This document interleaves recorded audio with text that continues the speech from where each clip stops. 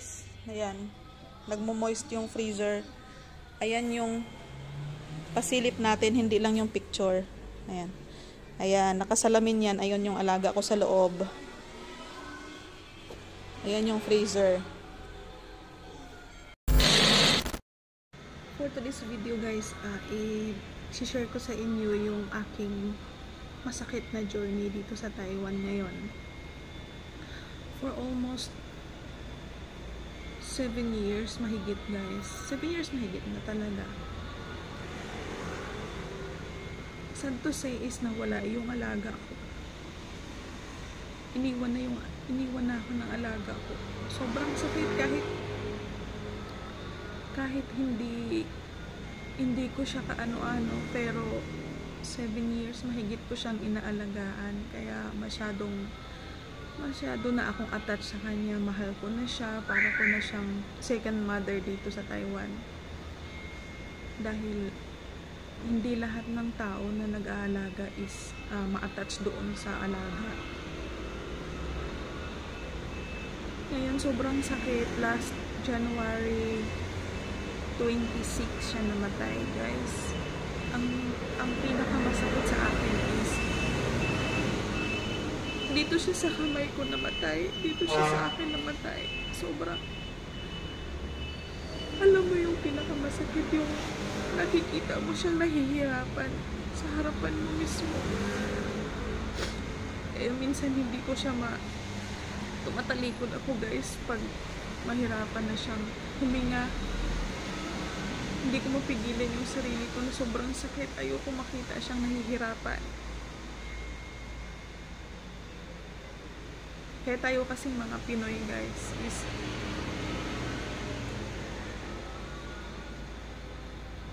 attached tayo sa tao, lalo na pag matagal natin silang nakakasama.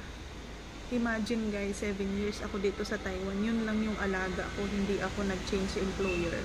Sila lang din yung alaga ko. So ngayon, ito yung pinakamasakit. Andito ako ngayon guys sa sala nila kasi andito siya nakaburol. Nakalagay siya sa freezer guys kasi cremation ang gagawin sa kanya. Iki-cremate siya. Kasi hindi uso dito sa Taiwan ang katulad sa atin na binabalsa mo. Cremation talaga guys. So andito yung ayan. Tapos gumagawa kami ng ito, yung bangka-bangkang papel. Ano nila to? Susunugin. Yung ganito, parang lantern. Ito guys. Ito yung mga ginagawa namin.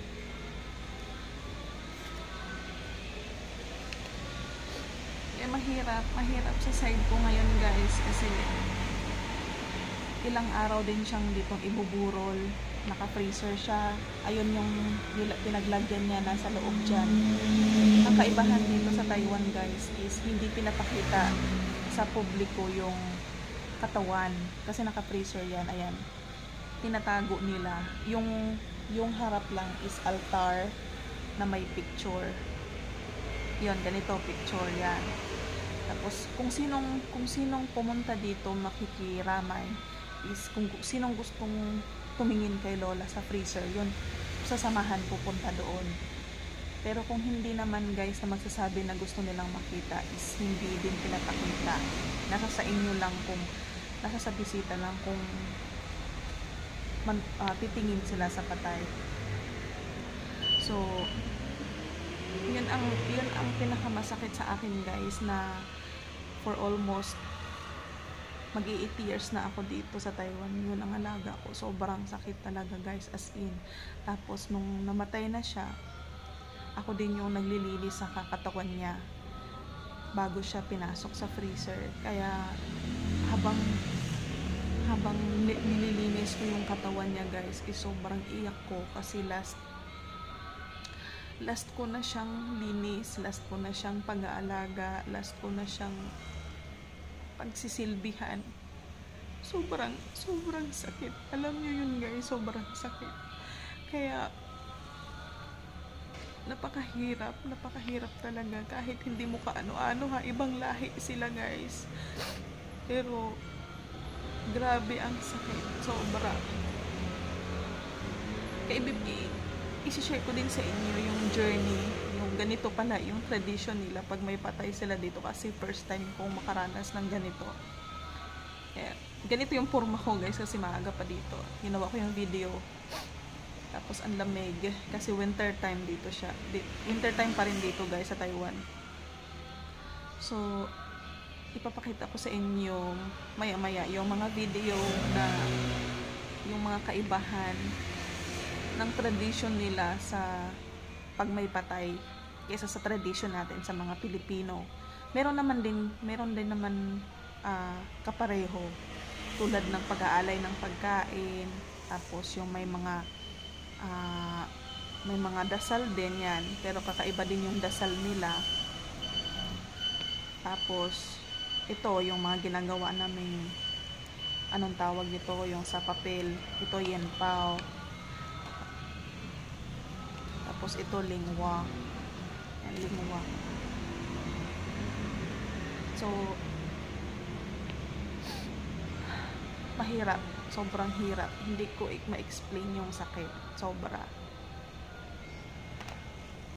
Ito yung time na naghihingalo na siya guys, at ito ang pinakamasakit, tuluyan na siyang nawala sa akin. Ito pala yung setup ng altar nila guys tuwing merong namamatay. So andyan yung malaking picture ng aking alaga, then dyan po sila nag-aalay ng pagkain at dasal. Sobrang sakit mawala ng alaga kahit hindi natin sila kaano-ano, pero grabe ang sakit. Gumawa kami ng base sa kanilang tradition para po ito ay susunugin. Ito yung parang bangka-bangka na papel at yung parang lantern.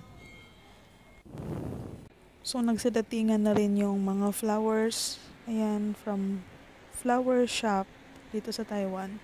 So fresh po yan guys. Ganyan. Ipapasilip ko po sa inyo yung aking alaga na naka-freezer na siya kasi cremation nga yung gagawin sa kanya, sa katawan niya. So, ito yung setup ng freezer. Ayan, meron din siyang salamin. Ayan, hindi ko lang masyadong ipapatingin sa inyo yung kanyang mukha dahil sa respeto na lang natin sa pamilya ng aking alaga. So, ayan, bago siya i-cremate, one day before siya i-cremate, kailangan i-defrost din yung katawan niya. So, naka-freezer na po siya. Paalam Lola, till we meet again. I love you. Wo ai ni.